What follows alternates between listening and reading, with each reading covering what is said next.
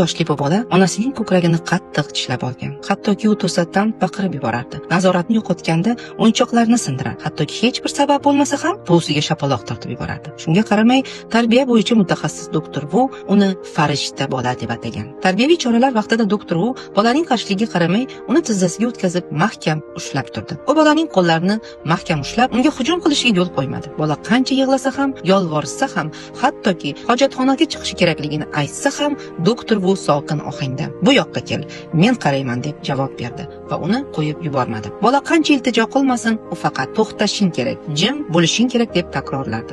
Barcha talablarni rad etardi. Asta-sekin bolaning yig'isi susaydi va butunlay tinchidi. Bola qichqirmaslik va urmaslikka va'da berib, bosh irg'itgach, doktor Vu uning bir qo'lini qo'yib yubordi. Bola go'yoki butunlay boshqa odam bo'lib, sokin holda kutib turdi. Atigi 3 soat ichida zo'ravonlikka moyil bola muloyimlashdi va hatto ta'zim qilishni ham, minnatdorchilik bildirishni ham o'rgandi. Doktor Vu tushuntirishicha, doimiy talablar bu bolaning kattalar bilan nazorat uchun raqobat qilish usulidir. Tarbiya jismoniy cheklovni ham o'z ichiga olishi kerak. Bu orqali bolaga signal beriladi, lekin unga hujum qilinmaydi. Bola to'liq tinchlangach, uni qo'yib yuborish va qoidalarni aniq tushuntirish kerak. Bolaning isyonkorlikka esa aslida onaning mehrga bo'lgan kuchli sog'inch sabab bo'ladi. Agar sizning farzandingizda ham shunday muammolar kuzatilayotgan bo'lsa, bunday muolajani olib borishdan avval albatta psixolog bilan maslahatlashing. Agarda shu kabi tarbiyaviy amaliy mashg'ulotlar bilan tanishib borishni istasangiz, Telegram kanalimiz va Instagram akkauntimizga a'zo bo'ling.